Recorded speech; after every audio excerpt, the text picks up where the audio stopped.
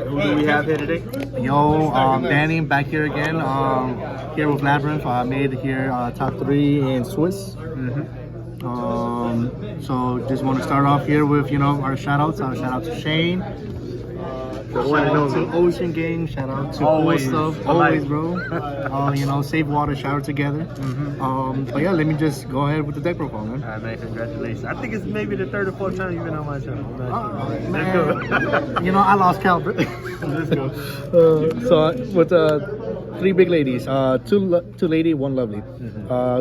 She's the one who always has things just hand down. Her alone with the set card, sometimes it's just like enough. She's just pretty much big. With her on the field, she just makes everything feel safe. So if I have a trap card I want to activate, your opponent cannot respond with a monster effect. So if I'm trying to out negate, your opponent cannot even negate it because she says no. Ash Bell, no, nothing. I play here 3 Arianas and the 1 Arian this time because of transaction rollback. I pitch out a normal trap card. Normally I special summon an Arian. There's times where I will special summon like a Stovey because it can work from field. I have the 1 Arius. I cut her down to 1 because I wanted to add the Arian. Still debating if I want to play 2. It's been fine, just the 1. But there's been time where like in a grind game where like it gets banished by Bestial, or maybe I have to play through Shifter, and I have to activate it. I would like miss it like very little. And then I have here the other furniture, Stovey and Chandelier. You always gotta have these maxed out. These are what you want to see this because this is what gets you into engine. And then for the hand traps monsters, I played 3 Ash and 3 Nibs. Ash is just very strong in every format. You can never go wrong with this. You hit a nice choke point, and that's pretty much it. Going second, or maybe going blind second, Nib has always just pretty much clear up board. A Nib and a furniture. Clear up the board, pitch it with Stovey or Chandelier. No token, no Nib, no token, and I have follow up for next turn. The only thing that I don't like is that when I draw into it, but gotta play it.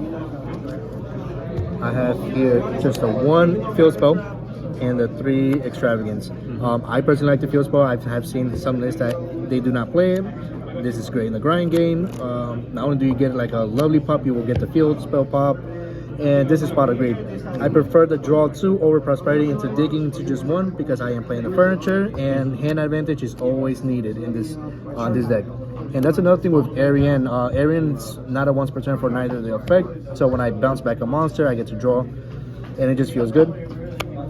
Here's the Welcome Labrynth and 3 Big Welcome Labrynth. I only play the 2 because these guys recur themselves. So if I have 1 in the grave and 1 in the field, I activate this one, and this one just resets back.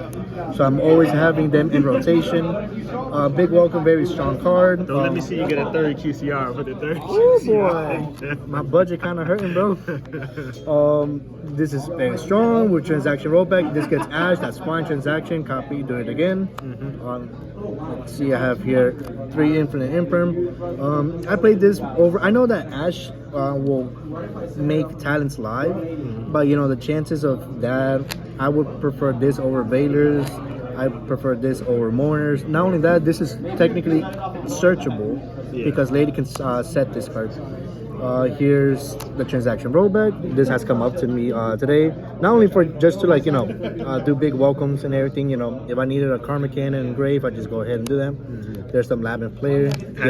Has that card made a big difference in the deck? It has. I got Ash by this Purely player. That would have been my turn.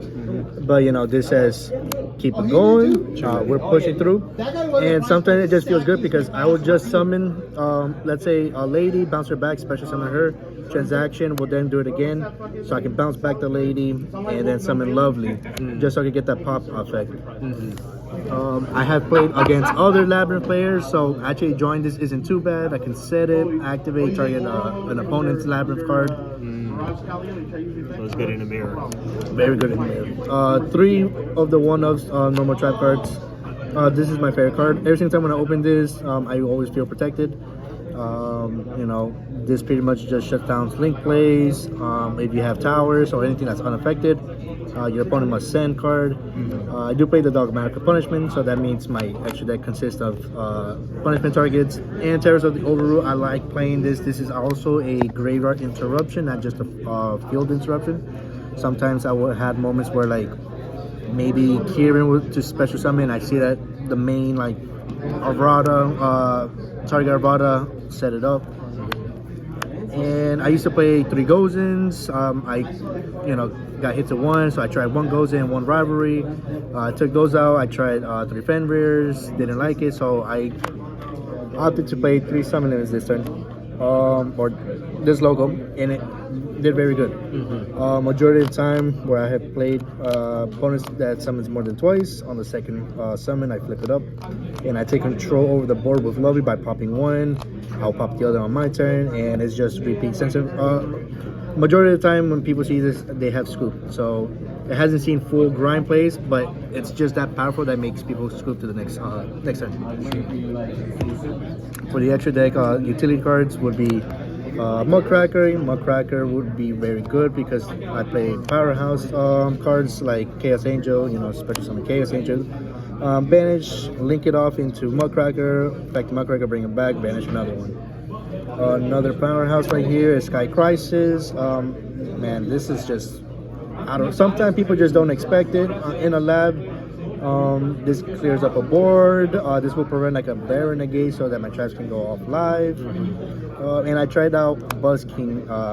This actually came up once today. I was under, what was it? I was under a floodgate that actually like was floodgating me. Can't remember what it was. Made this. I was able to just detach, pop a card. On summon, this is literally a unicorn. Rip a card in the extra deck. So very interested in this card. Then here's my dogmatic punish targets. I do play the 1 Chimera. Sometimes they will out my Lovely. Effect, bring back my Lovely. It could be an Ariane, an Ariana, or a Lady. I play the Guru because I play here also 2 Bucephalus. If something's under 15, just send this. If it's something over 15, I'll send this, sending the Guru to just get to draw 1. I used to play 3 Entis. I cut down 1 so I could play the 1 Malong because Fire King is a thing. So instead of popping, I'll just go ahead and bounce. And this pretty much just does just as much as Entis. So that is the extra deck right here.